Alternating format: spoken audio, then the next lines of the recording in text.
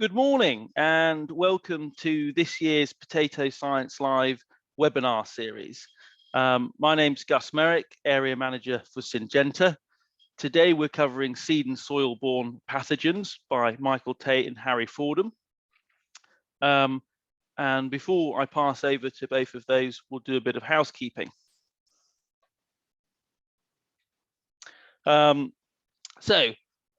This webinar is being recorded by Syngenta. Nobody else has permission to record it.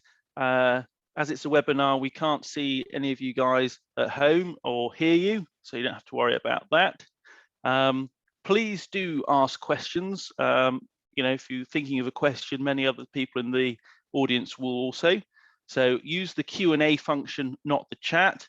And at the end, we'll be reading out as many of the questions as we can and getting those answered. And any that we don't, we will email the answers out. Also, tomorrow we'll be emailing out your link to apply for basis and Neroso points. So today is soil-borne pathogens and seed-borne pathogens, but the fun doesn't stop there. So tomorrow we've got blight management. Wednesday we're covering soil pest management. Thursday, we're covering biostimulants in potatoes, and Friday is focusing on sustainability. So do hope to see you there on those webinars as well, all starting at the same time. And now I'll pass over to Michael Tait to start the webinar. Yes, good morning, everyone, and thank you very much, Gus. My name's Michael Tait. Technical manager with responsibility for support of the potato products at Syngenta at the current time. And if you just bear with me a moment, I will share my screen with you.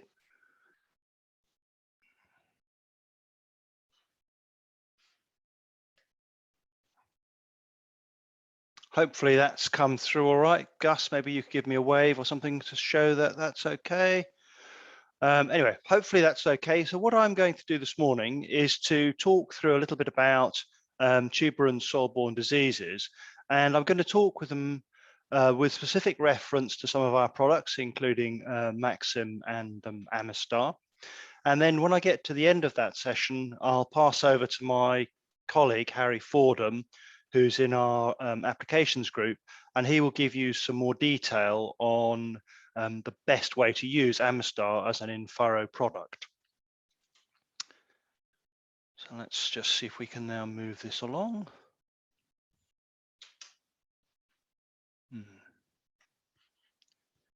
Quite sure why, but it seems to be reluctant to move the slide.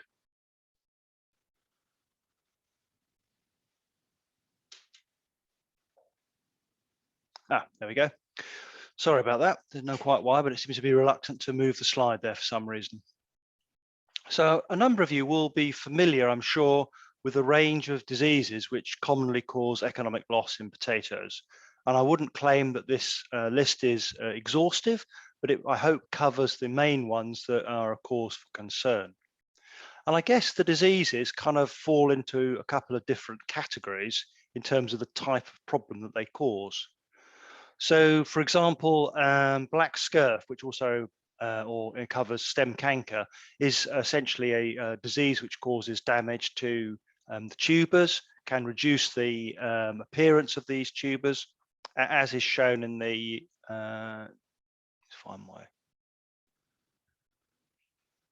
as is shown in this picture here, where you can see the black scurf symptoms. Or the other effect is to cause damage to the growing plant, so that you end up with killed stolons, you end up with potentially uneven size of crop. And that disease is very common, commonly found in soils in Britain, as well as being tuber-borne. And then you've got over there silver scurf on the top right-hand side there.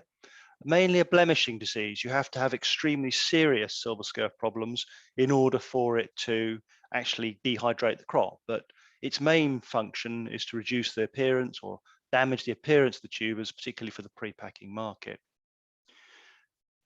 Black dot down here with the small black spots all over it.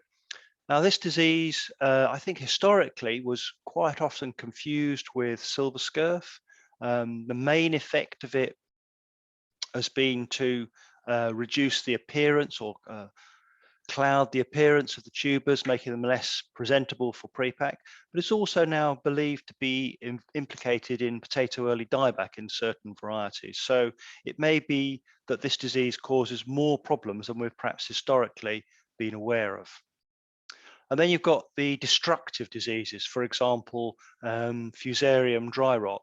And the number of different Fusarium species will attack potato crops. Historically, Fusarium ceruleum was regarded as being the one most common within the UK. But this disease is a destructive disease, and it's best treated soon after harvest when the tubers go into store. But obviously there are some practical issues with doing that. But this destructive disease can cause breakdown in store, or if the tubers don't break down in store, when you plant them, they then rot in the ground and again prevent you getting an even crop. Tends to be associated with warmer, drier soil conditions. Unlike gangrene, the sort of thumbprint-like damage or lesion, which is very much associated with typical British conditions of cold and damp.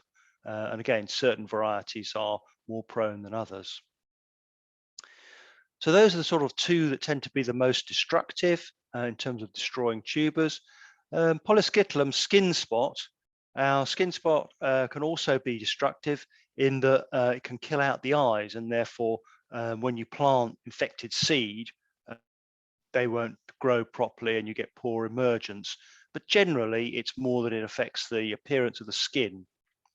And then on the other side there, on the right-hand bottom, you've got common scab, which is also very common and is really blemishing in terms of the things that it causes. Now, there have been quite a lot of changes in this market in the last years, where we've seen a lot of the dust products that growers have often relied on using immediately before they plant the tubers to control particularly things like the Rhizoctonia problem. Those have gone off the market, and the range of products available to people is not as wide as it was, say, 5 years ago.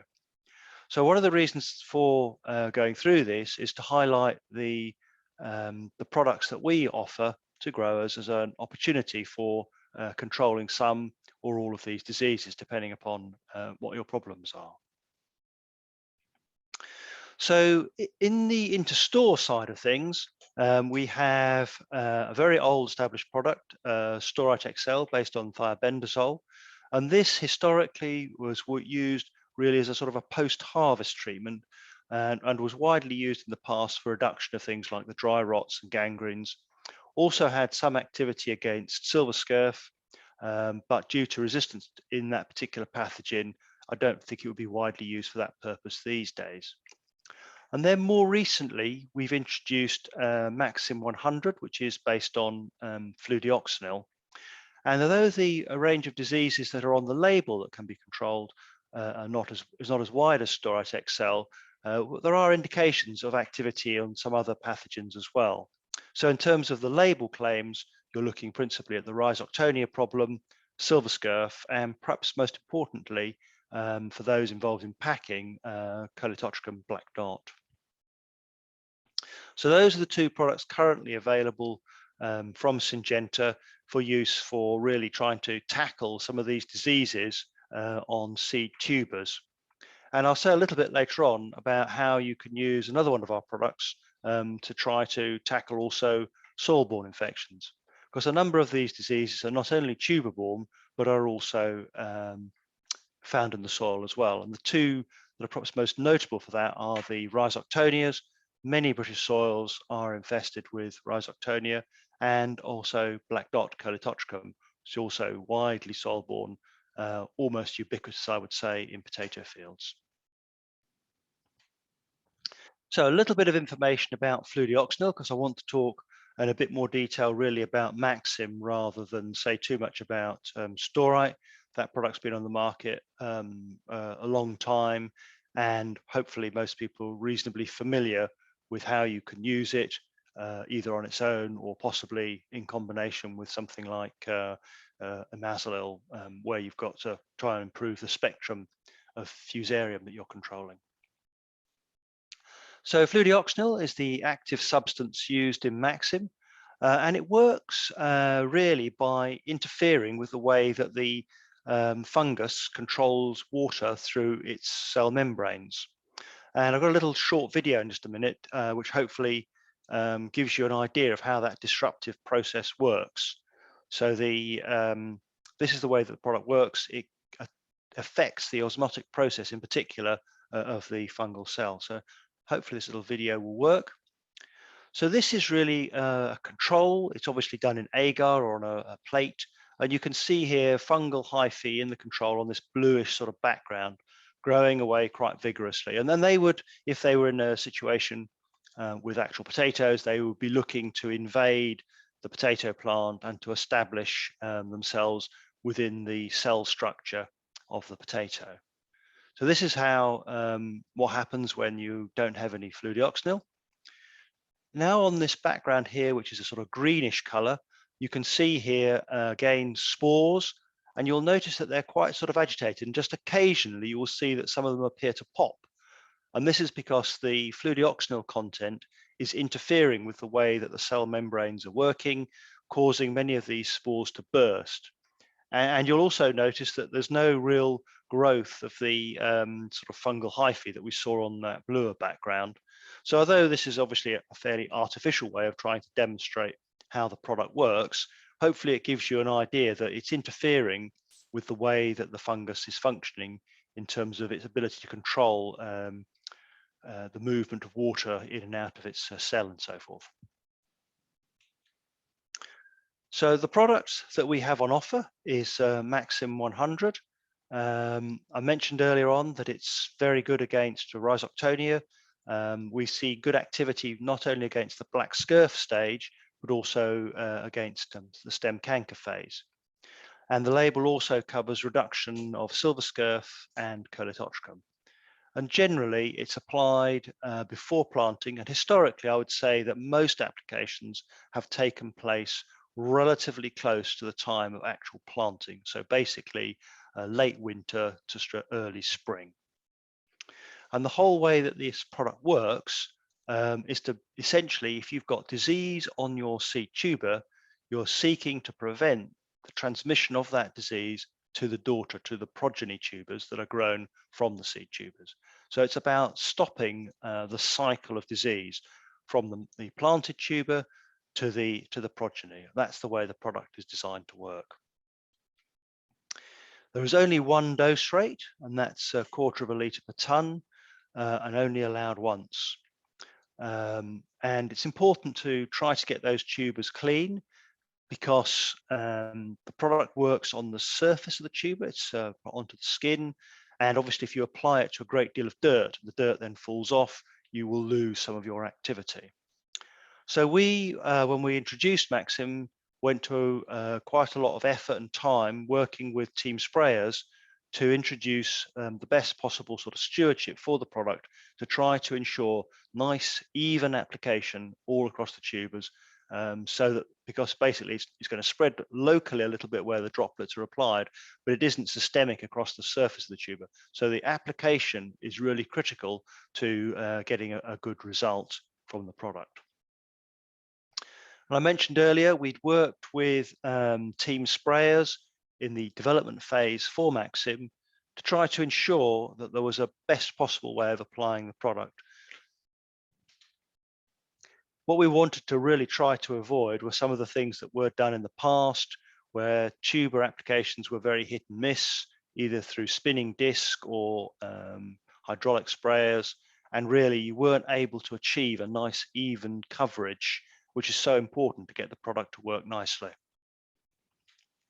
And also, in order to try to achieve that, you have to think not only about the actual treatment area, which will be over the roller table, but also about how the potatoes are fed into that, to try to ensure a nice even flow of potatoes into the zone of treatment.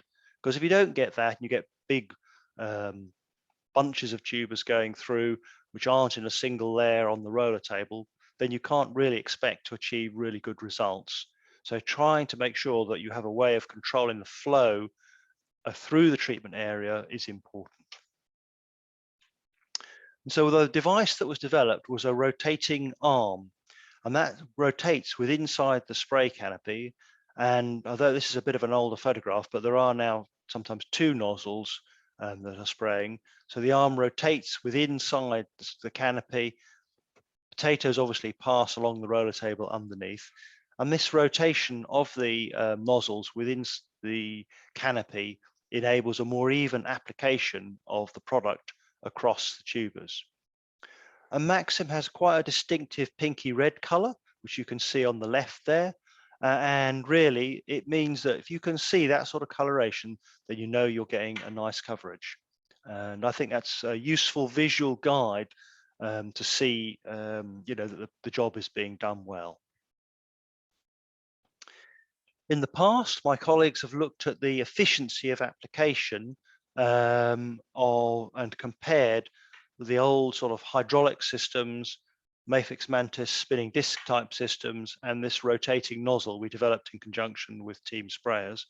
And this gives you an idea from some work done quite a few years ago now at Sutton Bridge at the levels of efficiency that could be expected in terms of the percentage of the dose actually delivered onto the surface of the tubers. And we're looking here around about 76%, maybe a little bit higher in some cases.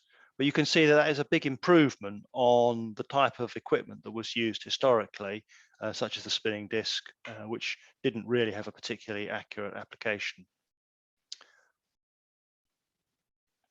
So what I would like to do now is just to say a little bit about some of the diseases that MAXIM is active against, and show you a little bit of data for the three main diseases that we have on the label. And then I'll say a little bit about how to use the product in conjunction with a soil-borne treatment such as AMISTAR. So Rhizoctonia, very, very common, causes these sort of black scurf symptoms on harvested tubers. Also can cause quite a lot of damage when it's in the soil to the growing plant, killing stolons, interfering with the evenness of the tubers. And these uneven tubers, if you're in the processing sector, are bad news because it means it's much more difficult to get nice even fry colors when they're processed. And also, if you've got very severe Rhizoctonia symptoms, you can get cracking and splitting in the tubers, which again lead to additional waste and is really sort of pretty suboptimal. We've done over the years quite a bit of work. I'm just presenting here a sort of a summary from our French colleagues. Our French colleagues have been very active in trialing MAXIM in recent years. Some of the stuff we did was a bit older, but I'll also present some newer pieces of data as well. Monster & Pro, which was used as a standard here, involved pensacuron and prothioconazole. So that's a product which I think has now also gone off the French market. But you can see here that you were able to achieve a good reduction in the percentage of tubers infected with black scurf at harvest. So again, this comes back to the idea that you're treating your seed tubers to prevent disease transmission to the progeny, to reduce the level of disease on the progeny and keep them cleaner and healthier for going into pre-pack or indeed for the processing sectors. So I just want to say a little bit about a trial we just did last year, because it's the most recent data set that I have. And one of the things I mentioned earlier on was that historically, MAXIM has been used pretty much towards the time of planting. But what I wanted to do was to test and see whether you could use it at a longer period very successfully and still get very good control. So this was some work done with Scottish Agronomy up in Scotland, and the liquid seed treatments that were applied in early December. And you can see here that we've used some competitor materials as comparisons, Storite and also MAXIM, all applied at the same time. And so you can see there was quite a long interval from the day of treatment to the day of planting, which was done in sort of middle of May 2021. And this is looking at stem canker in July following the treatment. So obviously you've treated the tubers, you've planted them, they've grown, and they've done some assessments to look at stem canker. And you can see that both the Rhino and MAXIM have delivered a very good level of control of stem canker, and this would be over 200 days after the treatment. But it was planted into a field which was nominally free of soil-borne disease. I mean, almost impossible to tell whether there's no soil-borne disease, but it was basically a field that was not heavily infested or anything like that. They tried to get a nice clean field. You can see here effect on yield. So statistically, MAXIM gave the highest yield, total yield. There was no statistical differences between the two treatment, the yield size grades that they mentioned here. Couldn't statistically separate those, but the total yield was just a bit better than the untreated. But between all the treatments, they'd all had some effect on improving final yield. But perhaps most importantly, you can see here that when they assessed those harvested daughter tubers, that the black scurf levels on those were really significantly reduced through treatment.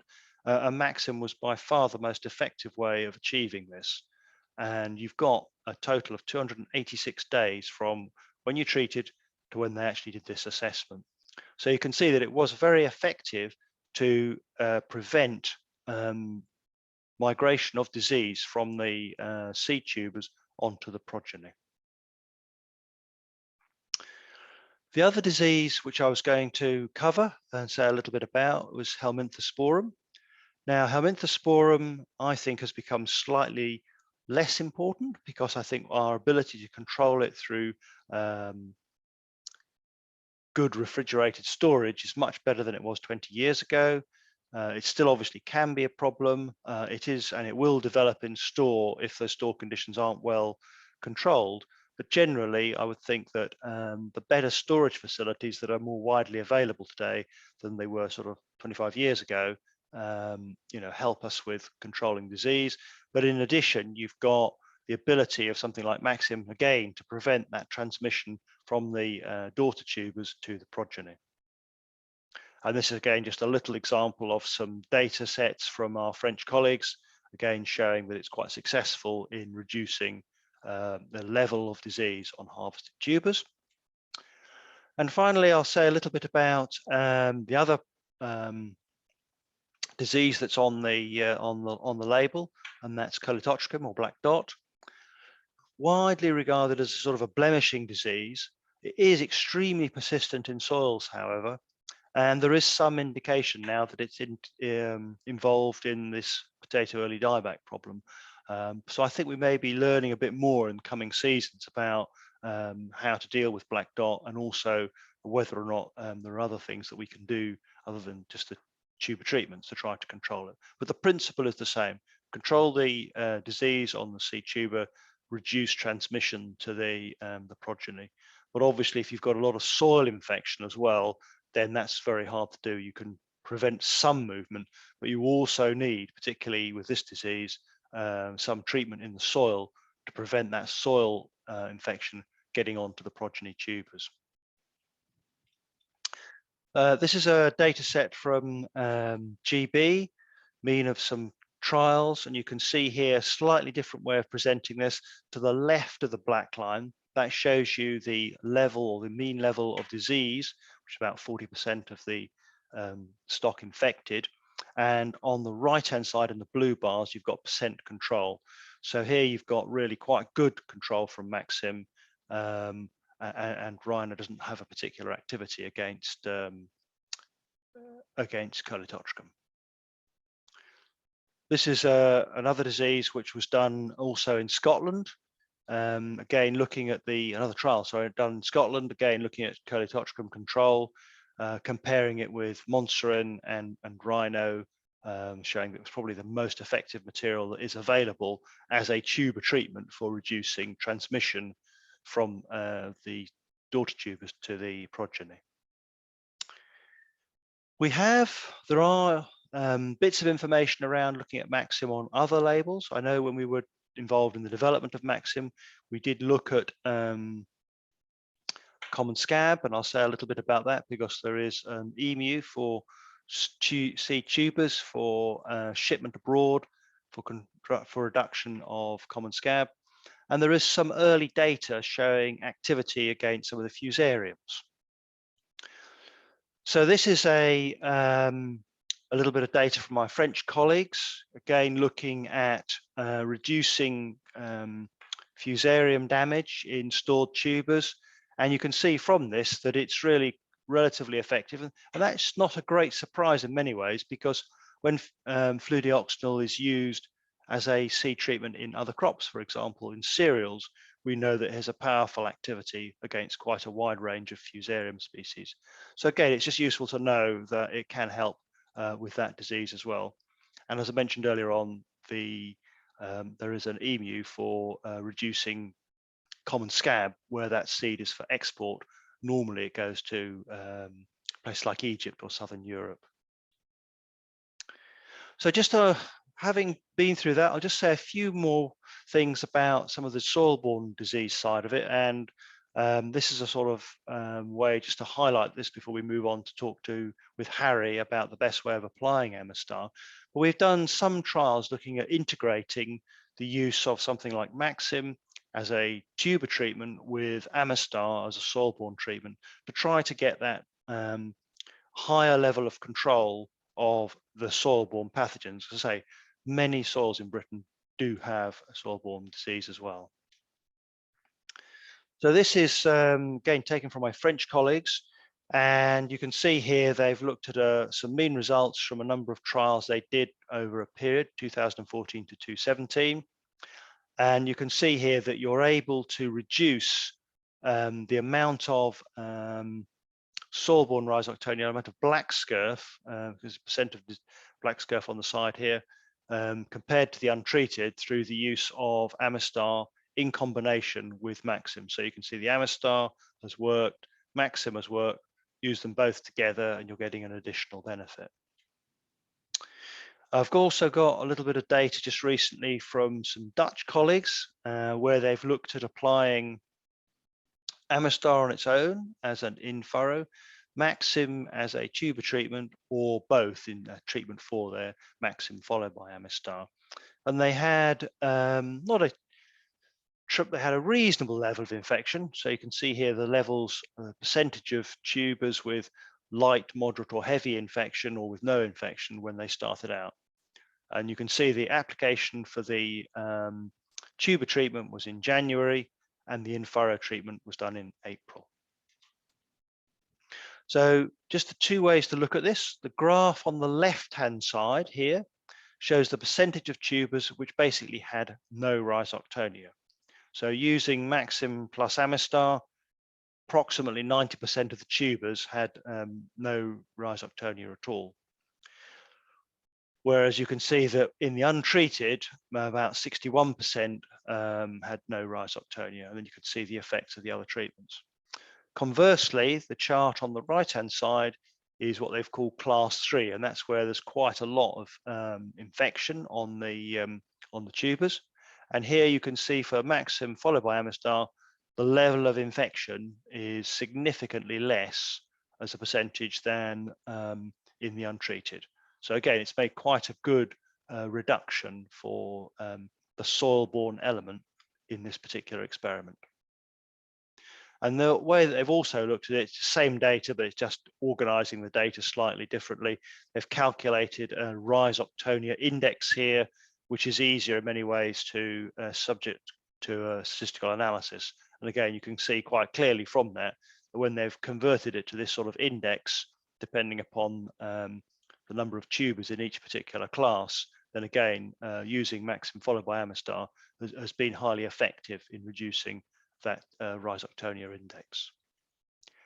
So that really brings me to the end of my section. Now I'd like to pass you on to Harry to talk a bit more about AMISTAR in-furrow.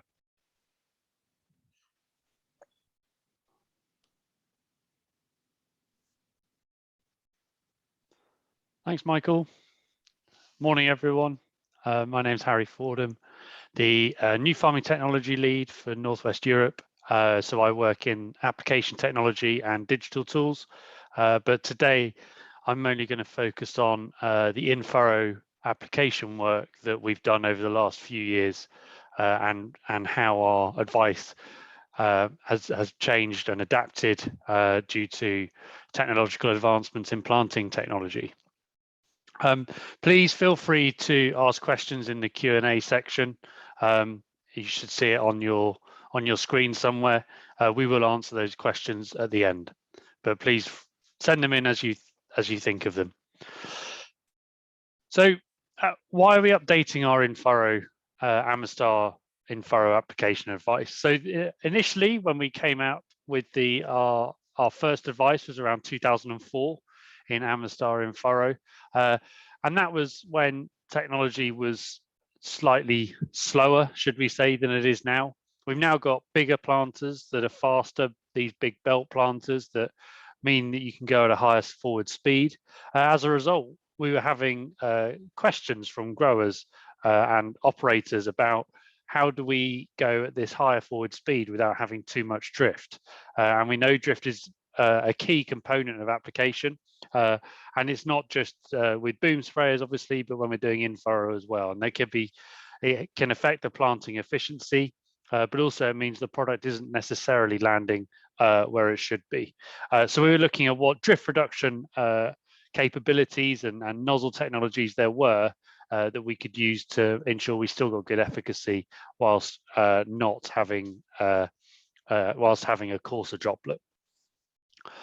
So the trial objectives, we've done this over the last 3 years, and the trial objectives were determine obviously which nozzle would give the best efficacy, and also within that we were looking at what water volume was the optimum water volume, so 50 or 100 litres a hectare, or what impact did the nozzle selection have on drift, but B, also efficacy, and then how does the setup affect crop growth and disease control? When I say setup, I mean the nozzle orientation.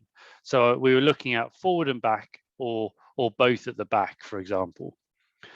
Why is this key? So as Michael sort of alluded to earlier, what we're trying to do is protect the mother tuber initially, but then obviously the daughter tubers as they get bigger. So our zone of application, as you can see here, is quite wide. So what we're trying to do is ensure when the application happens, the soil gets dosed in front and below the tuber, and then behind and above the tuber when the soil gets folded in behind. So we get this large AMISTAR zone of application. And that means moving forward, as the product gets into the soil and our daughter tubers start to grow, the zone of activity increases, and it helps to protect the daughter tubers from any disease that might come through. So the trial protocol last year in 2020 was, last year was, we had obviously untreated because we wanted to investigate if there was any impact from AMISTAR, any negative impact from AMISTAR. We had the AMISTAR in furrow nozzle, so the traditional brass nozzle that I'll show you a picture of, I'm sure you're all familiar with. A Lechler hollow cone nozzle, so this was the TR80. Another Lechler hollow cone nozzle, and that was an ITR80, so that was an air induction version, which offers greater level of drift reduction, and another nozzle called the Lechler FT90, and I'll show you pictures of these to explain what they all do. But you can see we also varied the water volumes. So in this, for example, this is what the old AMISTAR nozzles look like, so the brass style nozzle, and you can see here we had them set up both forward and back behind the planters. There's a nozzle at the front of the shoe and a nozzle at the back of the shoe, but you can see the product depositing either side of the tuber and being folded in. Benefits of these nozzles are because they're brass, they're harder wearing, but they are a very small orifice size, which means we do have high potential for drift. Moving on to the Lechler TR80 nozzle. So this is a hollow cone nozzle. It's ceramic, which means it has high wearing capability, so it's less likely to wear out as quickly as a plastic nozzle, for example. It was initially developed for vineyard and orchard applications. It's an 80-degree fan angle. But because it is a hollow cone nozzle, you can see quite nicely here the product going either side of the potato again.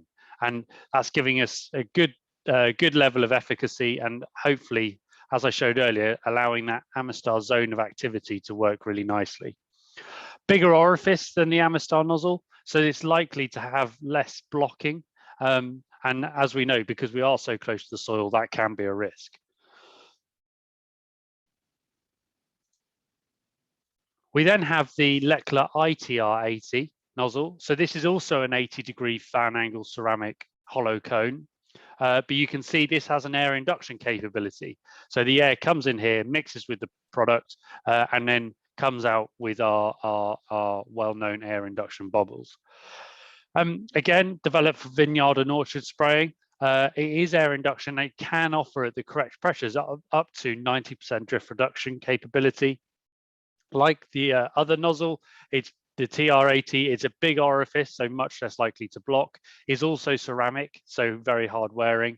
And because it's got a large outer orifice, it means that we can run at slightly higher pressures, which means you go slightly higher forward speeds, and that allows a bigger element of drift reduction capability.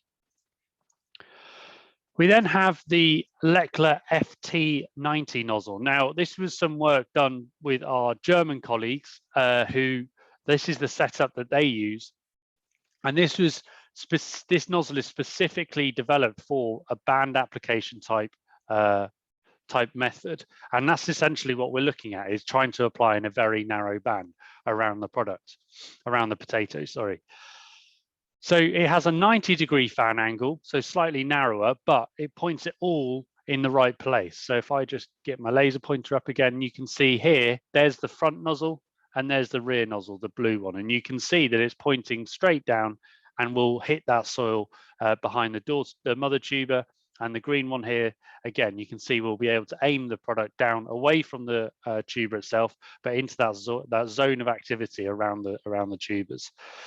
Interestingly, they apply a third of the product at the front of the shoe and 2/3 of the back of the shoe, which means you have an O1 nozzle at the front and an O2 nozzle at the back. It's a very big orifice and so less likely to block. And it isn't air induction, but does have a pre-orifice, which means it does offer a level of drift reduction as well. And so we can be looking to increase our forward speeds if needs be. So we were also looking at the orientation, as I mentioned earlier. So this is what we were looking at if we had two at the back of the planting shoe. And then also we were looking at whether it would have any difference to have one at the front and one at the back, as has been traditional over the last 20 years. So we did 2 sites in Norfolk and Suffolk, both kindly managed by VCS Limited, and 2 different types of planter, but both quick planters. We planted in high risk situations to really test out our application methods. Firstly, we were looking at whether or not it had any impact on ground cover, and actually what happened was where we applied the AMISTAR, the ground cover was slightly slower, but by the time it got to July, they'd all caught up with one another. And then when we look at the other site, it had absolutely no impact on ground cover whatsoever. If anything, when we applied AMISTAR, it was a positive impact. So in site A, so this is our Norfolk site near Attleborough, you can see in a high black dot risk situation, you can see in every situation, AMISTAR increased the level of control of black dot. And here, as a combination of our hollow cone nozzles, both performing very well, similar to our AMISTAR front and rear setup. And then on the right-hand side here, this is our air induction hollow cone nozzle. That coarser droplet, slightly less level of control, but really interestingly, our German colleagues set up the Lechler FT90 front and rear has performed outstandingly. And when we take that through to marketable yield, again, that German setup, the Lechler FT90, again, a really nice setup for marketable yield. And again, the hollow cone TR80 performing exceedingly well as well. In site B, this was looking at silver scurf as our problem issue. And again, all treatments outdoing untreated. The AMISTAR in-furrow, the traditional setup, is working well, but as we know, we have forward speed restrictions on that and some drift issues. So when we look at our drift reduction options, again, the hollow cone TR80 nozzle is performing very well, and the German setup, that Lechler FT90, again, performing exceedingly well. And this is the impact it had on yields. So the hollow cone nozzle, the TR80, again, performing very, very well, outperforming all the other products, all the other application methods. And you can see the German one, not quite as strong in this circumstance, but you can see it's still not too far behind the old AMISTAR in-furrow application method. But brilliantly, all doing better than the untreated. So in summary, we selected sites that were under very high black dot pressure. We were trying to really test these application methods to the extreme to be confident in the information and advice that we give. We reduced the level of black dot and silver scurf in both sites using AMISTAR, as we know. And interestingly, 100 litres a hectare performed the best consistently in both years. Nicely for us, the Lechler TR80, so the hollow cone nozzle, did perform well in year 1 and year 2, and so gave us really good confidence in that nozzle. Slightly surprisingly, the front and rear orientation seemed to give us the best level of control. So we, like I said earlier, we tried both rear or front and rear, but front and rear gave us the best level of control. And before I mentioned that the hollow cone nature of the nozzle will hopefully mean that there's less likely risk of blocking. And then in the final year, which I showed you, the Lechler FT90 01 and 02 seemed to give very good results and could potentially give an option in compromised conditions. So if you do have very high forward speeds and you're worried about drift and the implications of drift, that is a good option to choose. There's more work to be done in that area, and hopefully we'll be able to do that this year. But our German colleagues have some great data on that, and we've got some data, as I've just shown you, that can back that all up. I'm now going to hand back to Gus, who's going to drive the Q&A section of the webinar.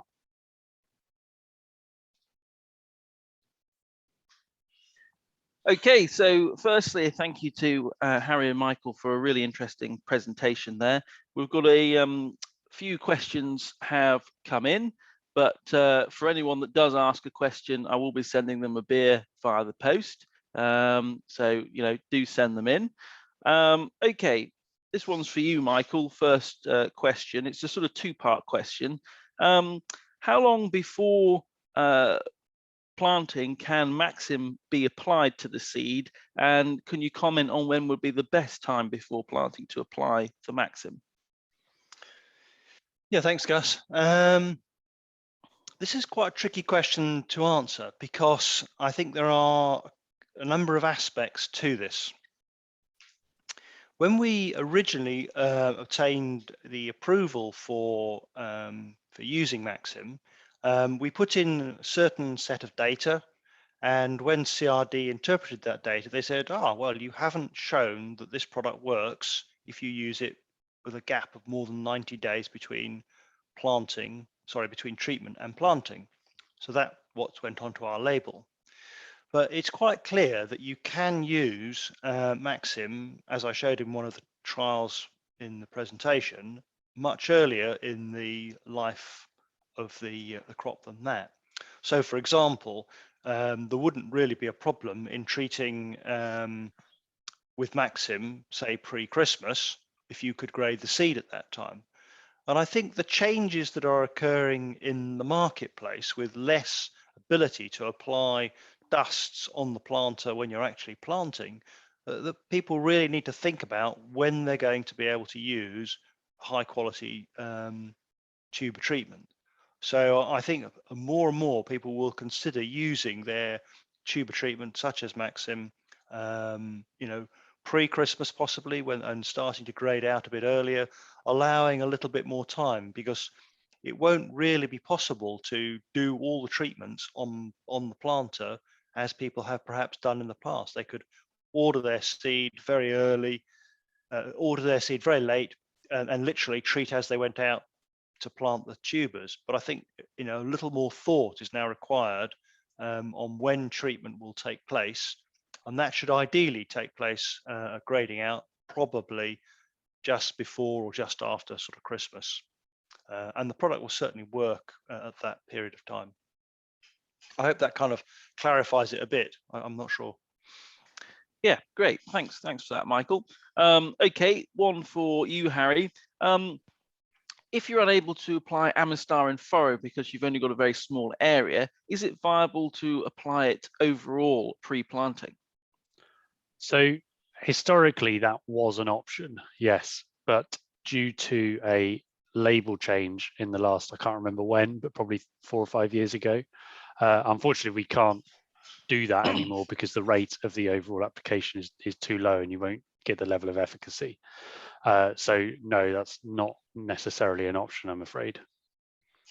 Okay, another one for you, Harry. Will drift reduction be part of the product labels going forward? You know, and that was specifically aimed at the AMISTAR. Yeah, good question. I think we've got to be realistic in thinking about the registration system that we're in and the pressures that we're all under in the industry to ensure we're doing the right job. It will depend on the product, but I think as more and more products go through re-registration or historic re-registration, they will have drift reduction pressures put upon them. Whether or not AMISTAR will specifically be one of those products, I can't comment because I don't know the ins and outs, but there will definitely be more of a look at those kind of topics. I think also we've got to bear in mind that we're trying to do the best possible job, and we think of drift in terms of the environmental impact often, but actually as a grower or purchaser of product, if it's drifting, it's not hitting the target that you want it to hit. So not only is the drift a potential environmental risk, but it is also potentially reducing the efficacy of the product. So we've got to think of it in two ways. Yes, it's probably going to come up in re-registration of products, but also we want those products to do the best possible job by hitting the target that we want them to hit. Great, thank you. Michael, one for you.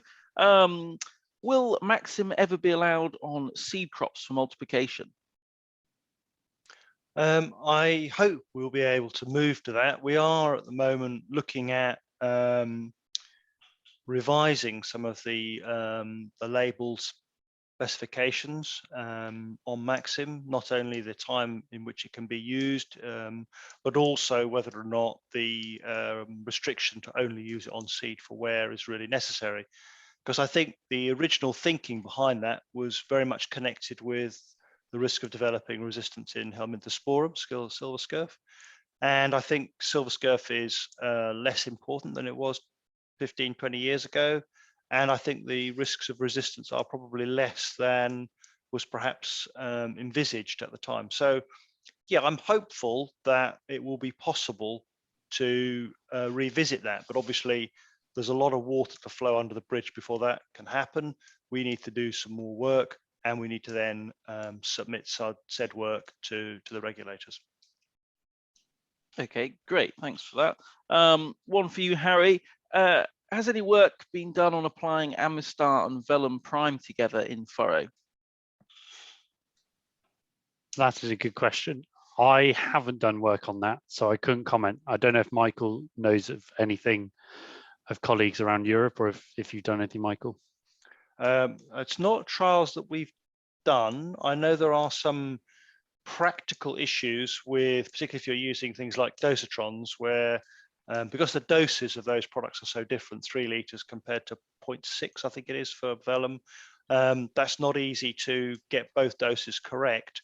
We haven't specifically done trials on that, and I think it's probably one of those things we will have to look at, because it is a question that has come up before. Okay, great, thanks. One here for Harry again. What is the best AMISTAR applicates on the market to use, and where would they be available from? So generally the work we've done is with the team sprayers dosatrons, but that's not to say that they're the only ones on the market. I think as long as you calibrate it correctly at the beginning of the season and consistently calibrate it throughout the season, you should be confident that they're good. It's just a matter of ensuring that calibration is done regularly through the season. As we know, it's quite a complicated application method, and it's nowhere near as straightforward as a traditional boom sprayer. So like I say, as long as you calibrate and you use it safely and effectively, then you should get good results. Brilliant. Okay, I think this will be our last question, as we're sort of limited by time. This one's for Michael. Anecdotal evidence suggests MAXIM increases tuber numbers. Do you support this, or have you ever observed this? I would think that's a fair comment. Certainly, we've had feedback to that effect from our key distributor in the form of Frontier. It shows up to some extent in trial work, but I'm not sure it's something that we formally support. But it is an observation that has been made by a number of people who've worked with MAXIM for some time now. Yeah.